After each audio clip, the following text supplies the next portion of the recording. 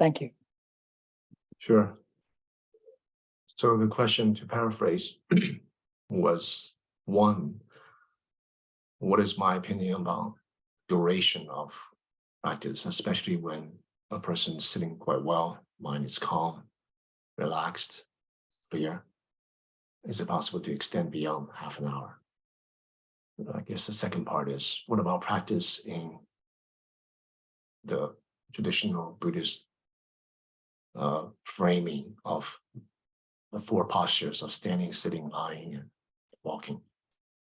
How does Chan fit into that? Would that be a good paraphrase of your question, Leticia? Yeah. Okay. So to put it simply, Chan is not sitting quietly with clear mind.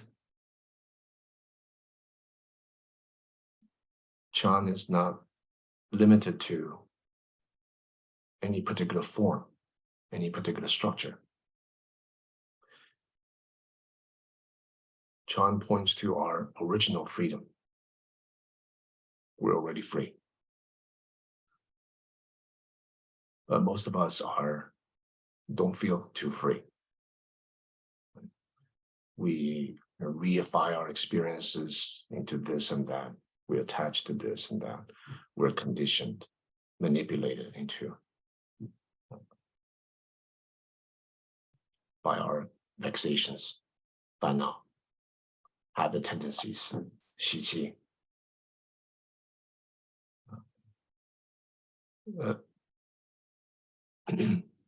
For that reason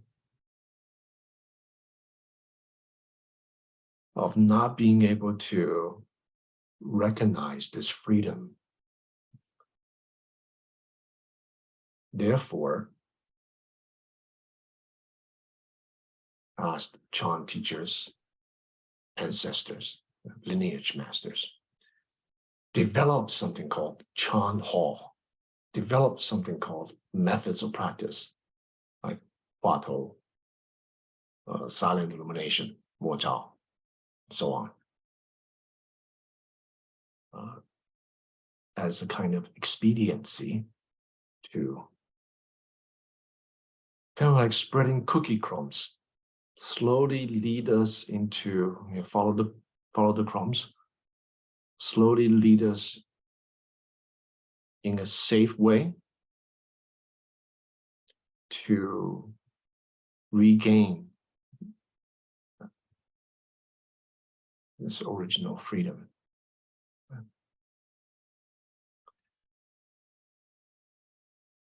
And the cookie crumbs are things like methods of practice.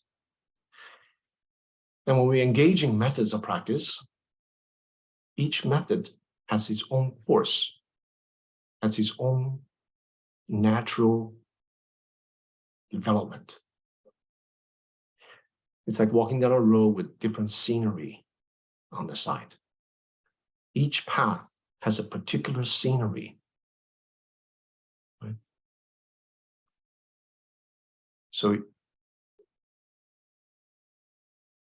these scenery, the psychosomatic phenomena that arise when using particular methods, are you also cookie crumbs?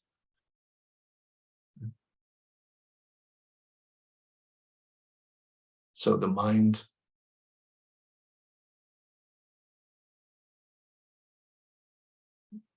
which is usually conditioned by kind of very scattered, fragmented, self-referential thinking, slowly, through following the cookie crumb, becomes calmer, quieter, clearer, from a scattered state to concentrated state to a more unified state. From a more unified state, then one comes closer to this freedom, right? This awakening, state in which there are no obstructions. So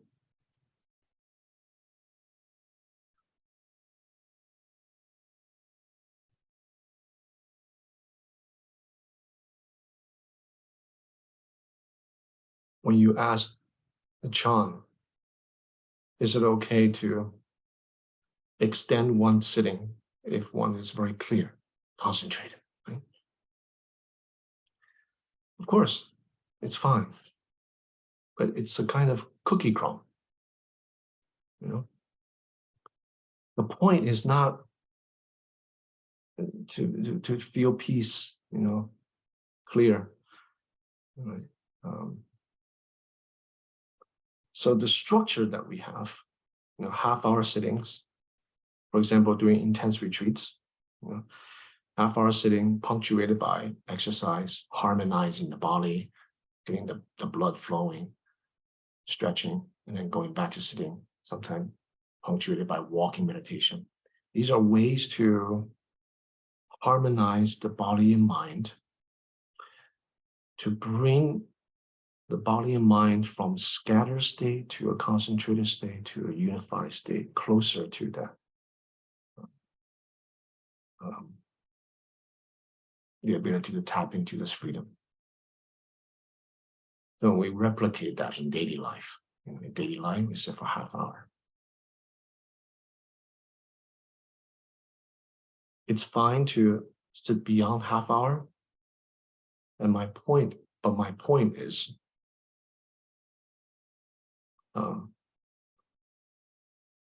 the forms that we take, the sitting posture, other kind of postures, all of these postures will generate particular psychosomatic states, like the scenery. Right?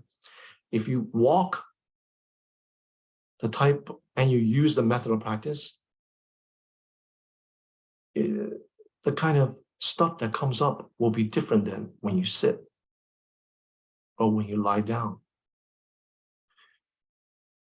So it's important to know that that's not where it's at. But it is an expedient to help us to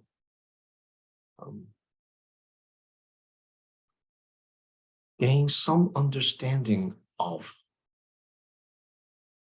how the body and mind works.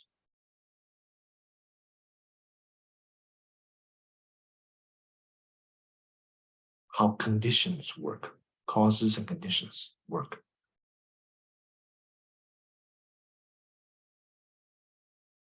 And hopefully be able to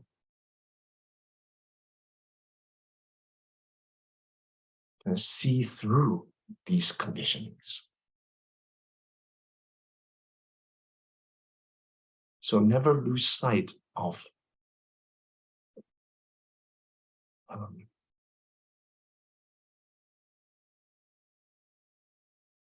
the goal or the aim.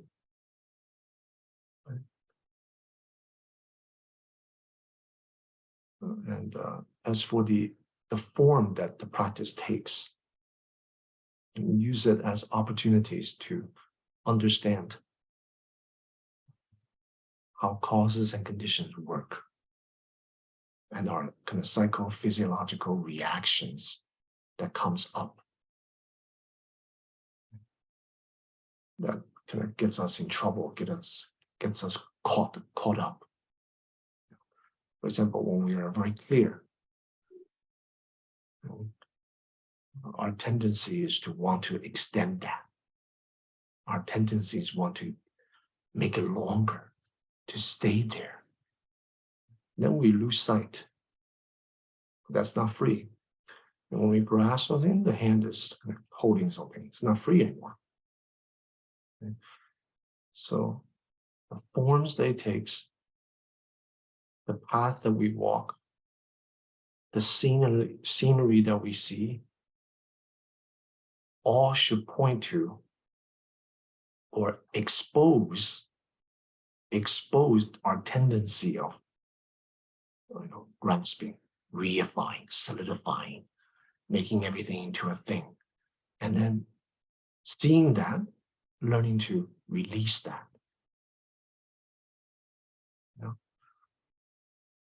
So that release gets closer to freedom. And release. So half hour, you want to sit longer, fine. But if you sense that there's a presence of grasping onto that, wanting it to be longer, wanting it to be, when the seeking mind is present, then you have to see through that.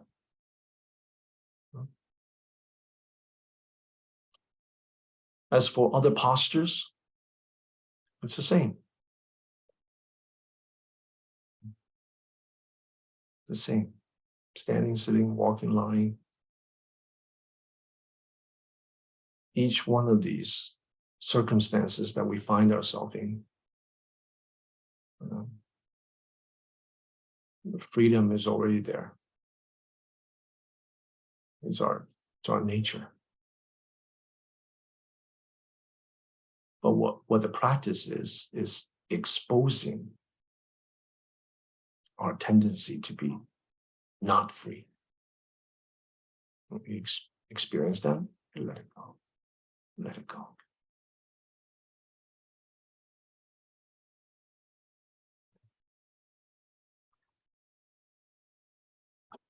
Sometimes,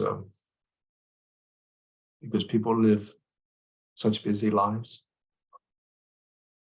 very seldom do they actually experience clarity, experience concentration. Seldom, if they experience that every day, sitting for like 10, 15 minutes, that's already like very good for most people. Usually people are just dealing with wandering thoughts, drowsiness, hung up on this and that. So they're caught in the scenery. They're caught with the cookie crumb. Right? Negative states are cookie crumbs. Right? Positive states are also cookie crumbs. So they're just caught up with this. And they're trained to go back to the method. So when a person experiences something good, once in a while, it's fine. It's like having chocolate or something sweet. You're eating chocolate once in a while. But if after having that chocolate, it's sweet, it's nice, and you keep on wanting to have chocolate again and again and again, then you have kind of solidified and reified that kind of freedom into just like a mere chocolate. There's so much more. There's so much potential. There's so much to develop. We're so much more than cookie crumbs, so much more than the different sceneries walking down the path. All of these things, we take ownership. All the cookie crumbs that we experience are yours, are ours. These are our cookie crumbs. When we don't walk the path, the scenery is the same. Right? Just like when a person don't practice, they don't see anything.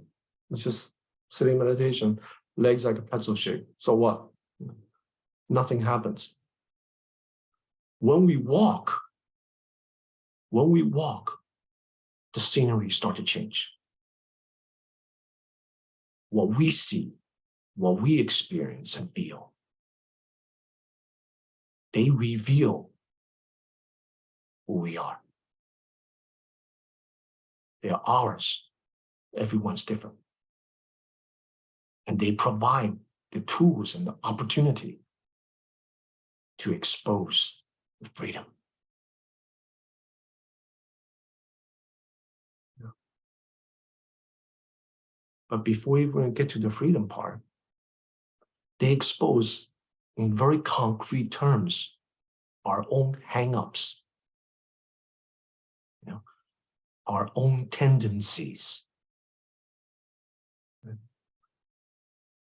So it is by walking the path, using the method, it becomes like hooks, and take out things from us for us to see, for us to be free. In that process, we understand more about ourselves conventionally. Our upbringing, maybe, or habit tendencies, what makes us click, what makes us tick. Right? So we understand more about ourselves. Right? But in the back of your mind, you don't confuse cookie crumbs with sceneries on the side of the road from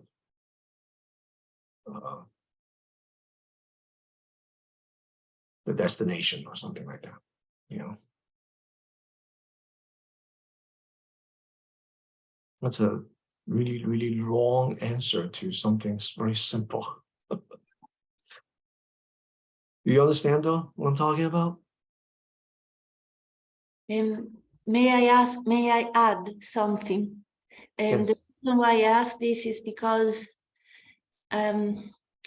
after I've been very ill at some point and been through long stretches of deep illness and also medications I had to take, which really scrambled the brain and all sorts.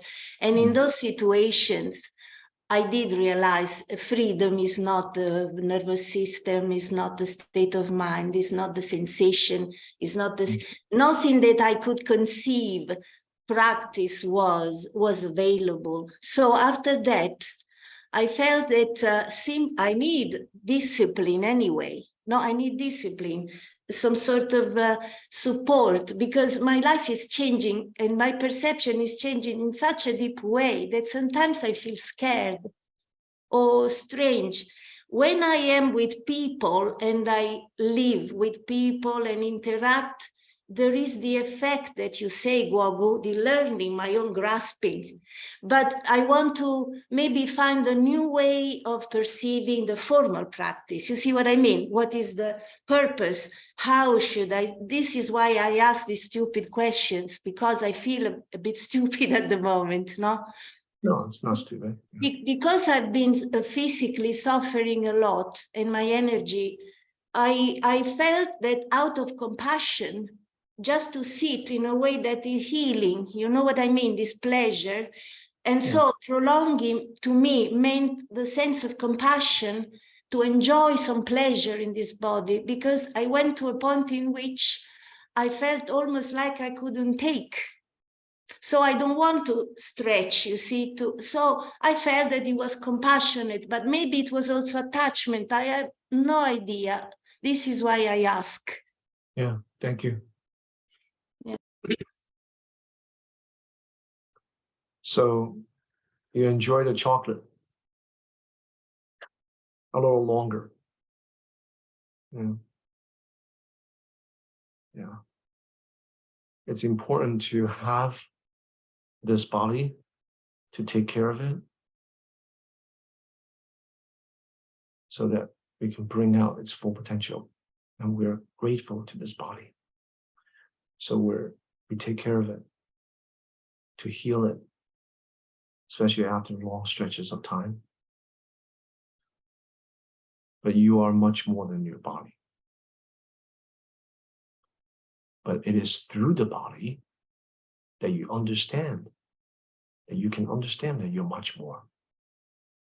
So you take care of the body. Yeah. That's one part. Another part you talk about is structure. So through your illness, through pushing the limits of your body, and the experiences that arose. Limits mean like illness. You've come to understand the body. You come to appreciate the body. Of course, sometimes we hate the body because we're sick and so on. But through those experiences, you understand how to work with the body. So you lay out a particular course of practice that's suitable for you. Standing, sitting, lying, walking. A particular course that's easier, that's healing. Through the body, you strengthen the sense of integrity, appreciation, wholesomeness of yourself, your feeling of yourself. See? And you go through this process and build it up.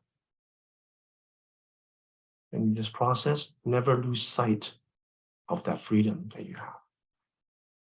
Right? And sometimes it's very difficult to realize that when we are just ill.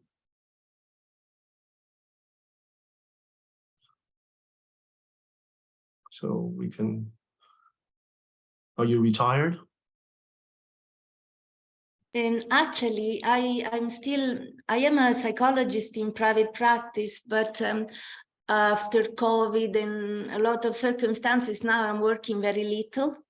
Also, I'm teaching meditation or Dharma over the last few years, but also I'm working very little. So this is a time in which I'm doing volunteer work in situations where I can be useful, but I don't have the same routine of committed, which I was used to, which I also liked, because when I am committed and I have things to do, also the formal practice has a place, so to speak. So now I have a much broader space, and so, it's more like a continuation of awareness, even when I sleep or whatever, rather than moments of formal practice. This is why I enjoy and I am grateful for advice or feedback, so that something new can come, or this a new situation of life. Yeah. Well, since you enjoy structure and freedom, a lot of space, you can follow a regiment or a schedule that feels right to you. Integrating it into your volunteer work, integrating it into interacting with your clients, seeing those interactions as part of the practice, right? Like deep listening to people when they share, physically helping people, volunteering or something. So see those things as part of your practice, but you still have formal morning sitting, evening sitting throughout the day. You have these, what I call, you heard me talk about the 1 minute chant, right? So throughout the day, you have these moments, like first moment when you see a person, a client, or someone you are working with. Relax, ground, and just soaking the experience, the presence of the person. That becomes part of your practice. From that point, then you engage. Right? So most of the time, you're in a state not scattered, fragmented. You're in a concentrated state, present, and connected with your feeling tone, with your body, with others, and things in the environment. So if you maintain that, figure out a structure where you can continue that presence of awareness they talk about.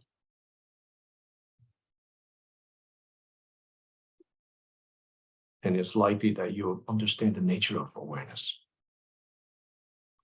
Once there's continuity, then the next question is, who is it that's aware? Like this awareness, where does it come from? Where does it go? Right? Don't do it too soon. Once you establish routine, stable, integrated your daily practice, interaction with others, with your own routine of practice, naturally, when the presence of awareness is there, naturally, you'll begin to wonder, what is this? Right? When awareness becomes palpable, when clarity becomes palpable, instead of resting on that, dwelling on that, grasping onto that, naturally there'll be wonderment of what is. Where are you located, Leticia? What is the question? Where are you located? Where am I located? Yeah, in London, located. Are you located in London, in Europe? No. I live in northern Italy, northeast Italy, near Venice. I see. I'll be coming to the retreat though, in London. In July? Yes. This time I made it. Last year I couldn't make it. It was too full. But this time I managed to come, so I'm very happy. Good, excellent. Yeah. So we'll be able to practice together. Yes, thank you. Work together. Yeah. Thank you, Guo Gu. Thank you, Yeah. Cecilia. Would you like to ask your question, Richard?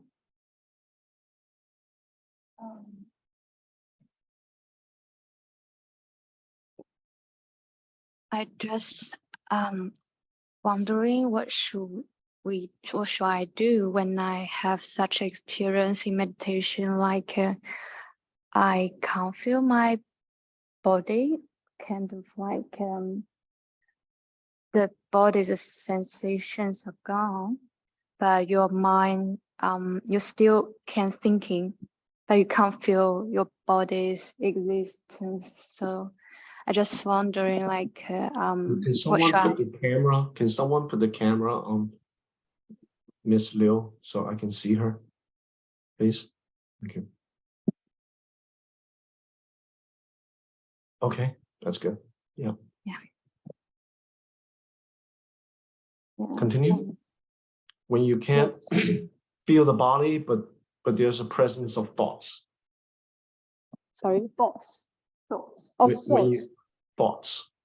Yeah, it's still can thinking, but I can't feel the body's existence. Like, yeah, you can't feel the hands or the painful or sensation from your legs. I can't feel because the boundary of the body just gone. Yeah, that's very normal. Yeah. Not a big deal. Don't make a big deal out of it. Don't worry about it. Don't think too much about it, right? Because wandering thoughts are still present, right? And then self-consciousness is present. 自我意识还在。是。So self-consciousness is present. Yeah. That means wandering thoughts are present. Yeah. So at that point, you're aware the body is gone, hands is gone. It's wandering thoughts. Go back to the method. Go back to sorry? To the method, 方法。回到方法上。Okay. Otherwise, you just kind of stagnate over there. You know, stagnate. 就停留在那儿了。Yeah. 是的。So wandering thoughts is present. Yeah. Self-consciousness is present. Except the method is not present. You have to go through the method, right? Okay. So what method have brought you to that state? What method breathe, has brought you to that state? breathe. Breathing. 呼吸. So, Yeah, breathing. okay. So you're counting the breath, or you're just aware of the sensation of breath? Awareness of the breath, of this Okay. part. Yeah. Okay, good. Now the body has disappeared, or immovable. Do you have sensations here still? I forgot. Sorry, because it's quite long ago memory. Yeah, it's okay. I'm not quite sure. Okay. Usually, the sensations here will diminish, right? Leaving you with this sense of you don't really know the breath is out, or you don't really know it's in. The breath is very subtle. It's like a tube. Air is going in and out of the tube, but it's so slow. It's just like air, right? So you don't really feel, especially when the body is very relaxed, very stable and grounded. It's as if air is in, as if air is out. At that time, the method is actually has become vague. So if you were to, so when the method becomes vague, 不清晰, okay? When the method becomes vague, it's very easy for the mind to start to wander. Wow, how did I get here? Body disappeared. You know, wow, this is what's happened. So, you know, thought, you know, aware of yourself. So you have to have a method at that time. Now, going back to here, you don't even know if it's going in or not. So at that time, if you pay close attention, your body definitely is there still. So you may feel the body's not there. That's actually a wandering thought. 你不要相信它. Your body is still there. Your body is definitely still there. Because if your mind is clear and the breath has subsided, wandering thoughts have subsided, you can go to the abdomen. You will sense 小腹. You will sense subtle rise and fall of the abdomen. 起伏. Now, if you don't sense that, that can also disappear. What's next?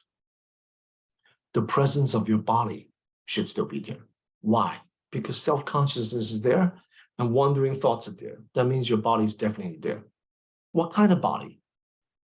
The sense of weight, 存在感. 身体整体的存在感应该在. So that is the beginning of silent illumination. 莫照禅. 莫照禅. 身体的存在.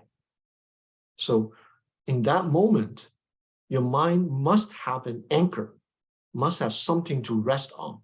Otherwise, it'll just stagnate there, 泡在那儿, 什么都没有, 空荡荡的, right? And then wandering thoughts are still there, which is useless. So you must have a method.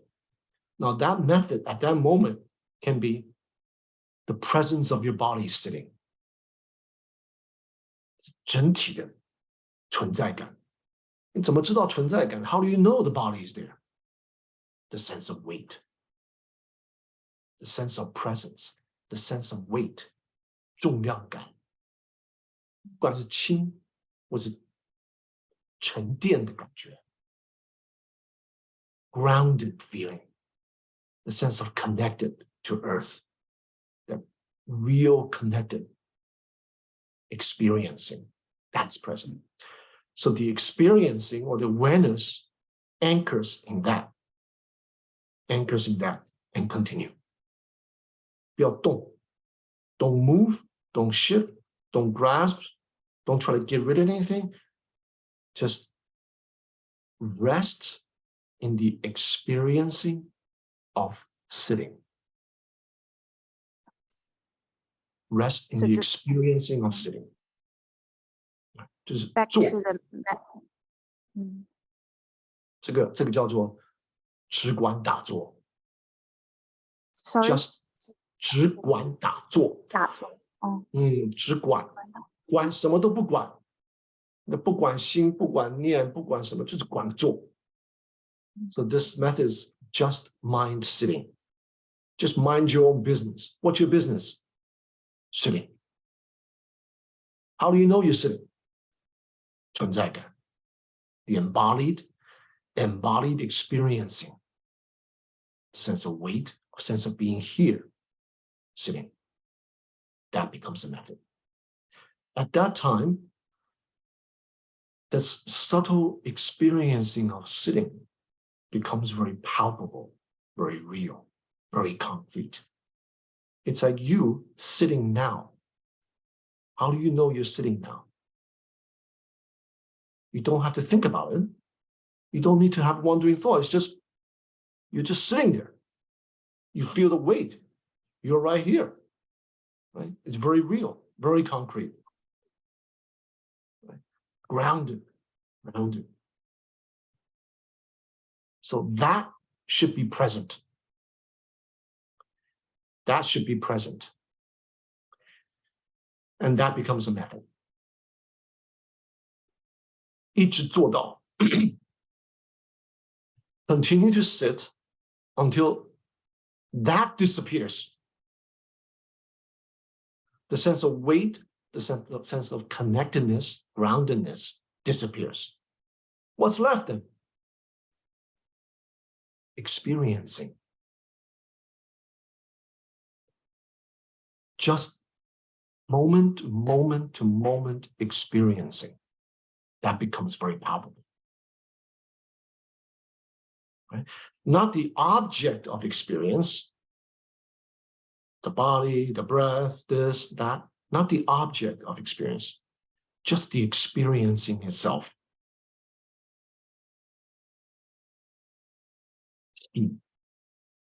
就体验就是心的存在 No wandering thoughts. If you get there, then you can use the 话头 method. 话头, don't worry about that now if you've never heard of it.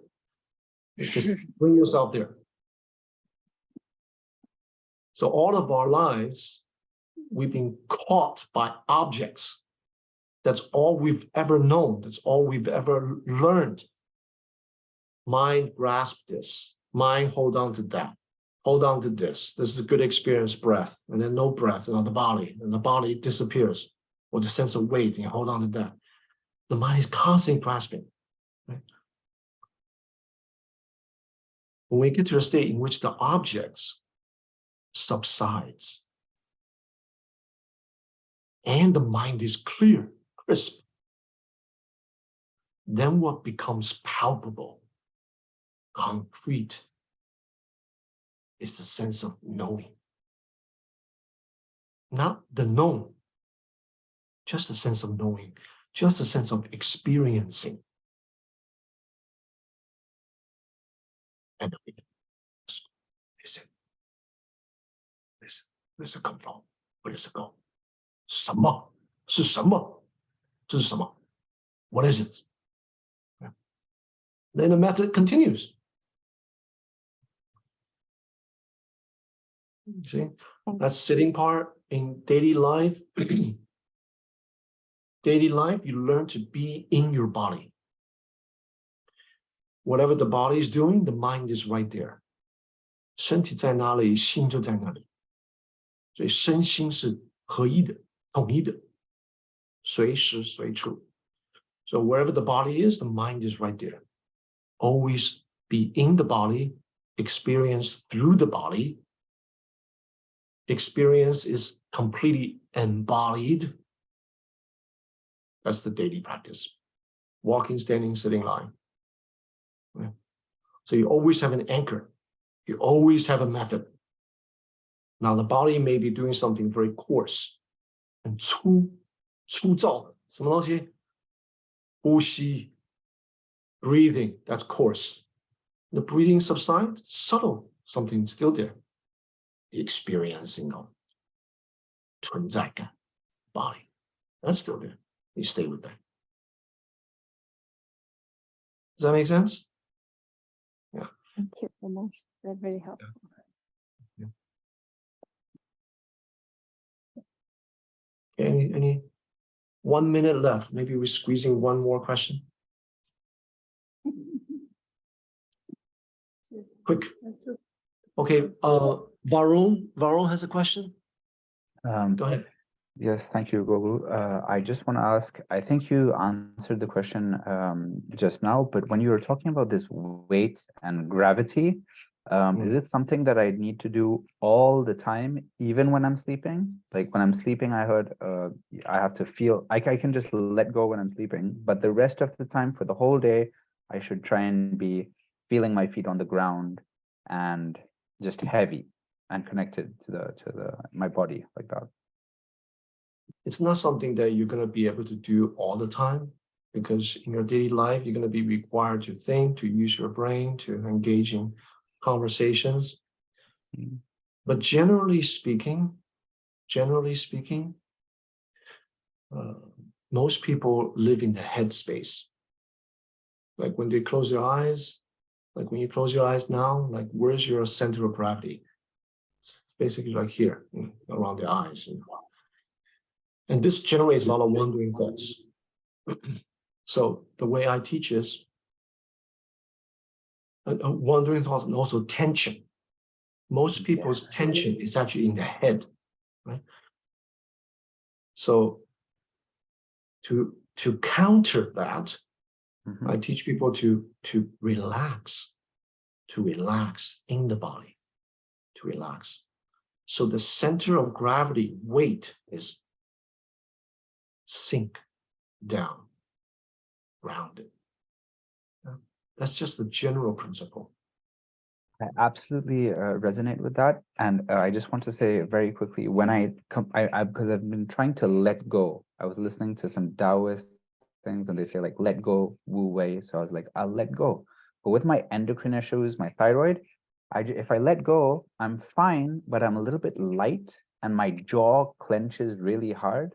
And so when I relax into my body, my jaw unclenches. But otherwise, even when I'm sleeping, I'm really clenched, and I'm like, I feel like that's not normal. So I think it's what you're talking about, the tension.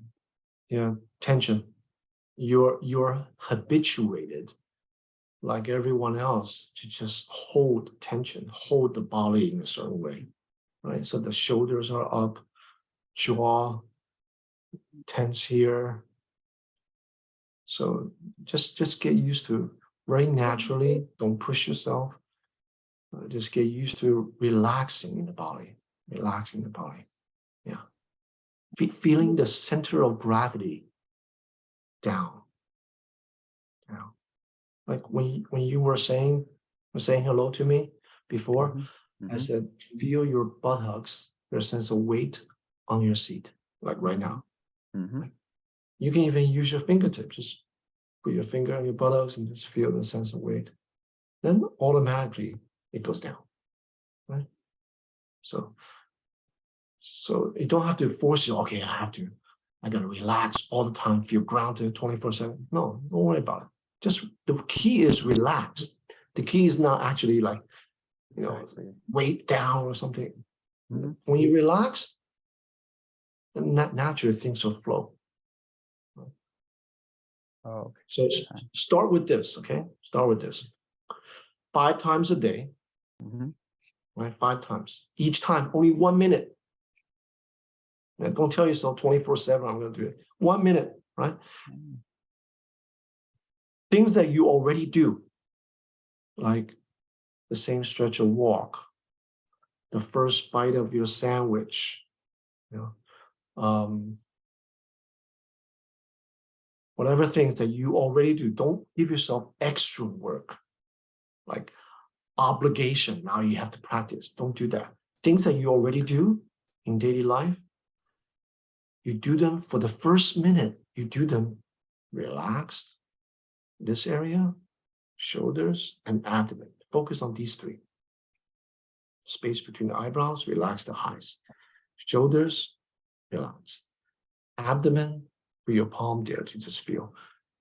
Whatever you do, very quickly, relax, relax, relax. Feel the bodily weight down. Right? Jaw, relax. And then engage. Like, for example, you can choose one of the 5 things every time your cell phone rings. You don't have to answer it the first ring or second ring. First ring, relax, relax, relax. Ground. Feel the weight. Second ring, feel the feeling tone, content. Third ring, hello. You know, don't answer on the first 2 rings. Every time the phone rings, relax, relax, relax. Ground. Content. Engage. Relax. Grounded. Engage. Remember these 3. Relax, grounded, engage. It's not talking to yourself. Okay, relax now. Okay, ground now. Okay, engage. No words, no language, just directly feeling muscle, skin, tendons, sense of weight, ground, and then from that, engage. Does that make sense? If you do that, everything will flow naturally. Right? So you can relax, ground, engage, think about research, Absolutely. do whatever needs to be done. You do it from that. Thank you. And I don't want to take up too much time, and that very much answers my question. So I will do that. Relax, grounded, and engage. But the thing is that to relax, it takes a little bit of effort, but Yeah. it does take a little bit of effort. But isn't it better if I can do it 24/7? Because I think I could try, but is it better if I do it 24/7? Start with these 5 things. Is it bad? Start with these 5 things throughout the day. You can set an alarm on your cell phone. Don't be too ambitious. If you're too ambitious, you set yourself up for failure, and then you feel guilty, and then you feel, oh, I'm not good on practice, blah, blah, blah, blah, blah, blah, blah, blah. Don't do that. 5 things. 1 minute each. Only require you 1 minute. You do that 3 months. Do that for 3 months. Then we talk about 24/7. Oh, okay. Okay. 1 minute. Okay, 5 times. All right. thank you. Thank you, Guo Gu. I know we are seriously running over time, and so do apologize. So for whoever want to drop offline, please feel free to do that. But we do have 2 new members here today, and I think for their benefit, may I just ask one last question? So Max and Jason both practice with sound. And so I know you're running a course on this. Could you just very briefly say a few words for them, sort of as an entry point? And perhaps we can then guide them to the course that they're running at Tallahassee. Max and Jason. Jason, yeah. Okay.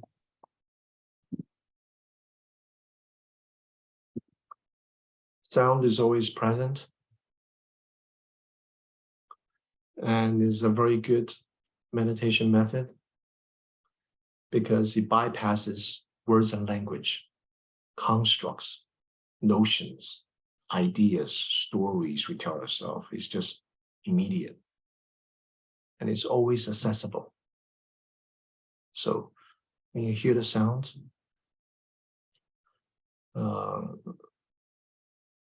normally our tendency is just to go to the sound.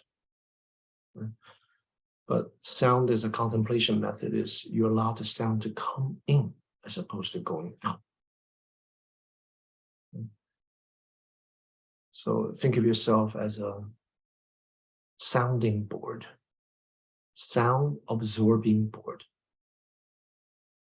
Allow the sound to come in How do you do that? You relax, ground, and then engage. If you're not relaxed, you're not grounded in your body, your mind will go out to grasp sound, to pick and choose. If you're relaxed and grounded, I would say 60 or 70% body is actually relaxed and grounded, then you'll be able to non-discriminatorily allow sound to be simply present. Right? So just come in.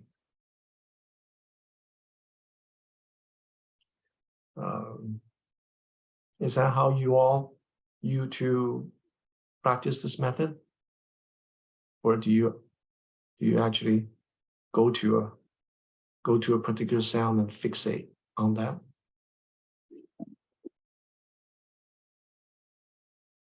My practice has been to close my eyes and to notice the various sounds in my environment and to attempt to notice them without naming them or without assigning a value to them. But I haven't taken those steps that you just mentioned, the sort of preparation steps almost of grounding and relaxing. I tend to just sort of either lie down on my bed or find a seated posture and close my eyes and just sort of go into it. So that's something I guess that I should probably try to incorporate. Yeah, you're already doing something that's very good, and that is not try to name it, not try to put a label on the different sounds in the environment. It's very good. That's what we're supposed to be doing. The relaxing and grounding will help you and strengthen that kind of embodiment of sound. Once you are grounded, sounds free from labels and words, ideas, will start to be experienced as something palpable. There's almost a physicality to the sound. Why? Because your body is grounded, rooted. So you're no longer experiencing sound through words and language, through the filter of words and language. Instead, you're experiencing the sound in an embodied way. And that transition from just aware of the sound to an embodied experiencing of sound, the key to that transition is the relaxing and grounding. Do you understand? Mm-hmm. Yes. Because that is a preparation for the next stage.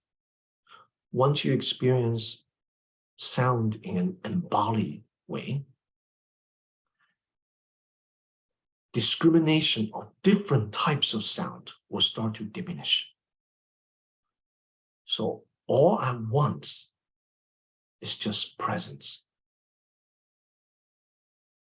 As the discriminations of different sounds diminishes, sounds will also diminish.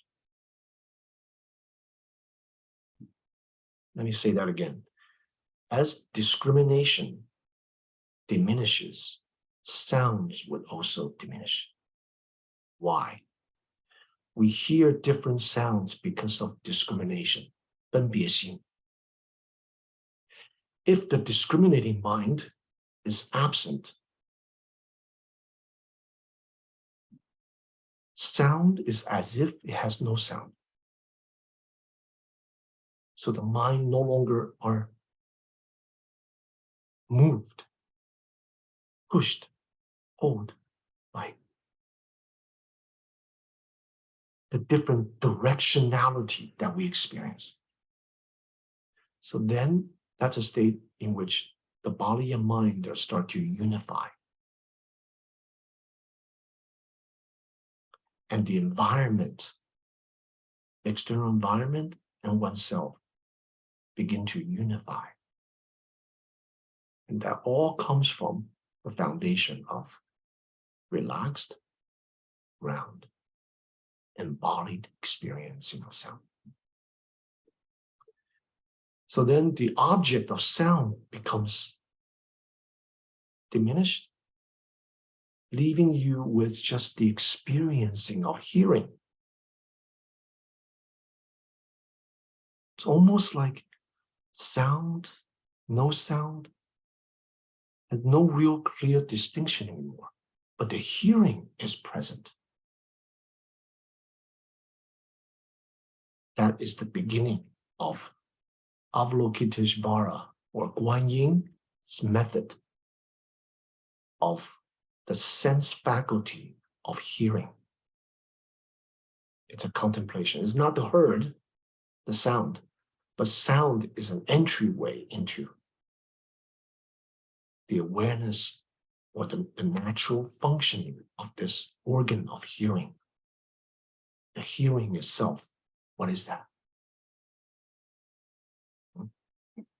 So there are progressive stages.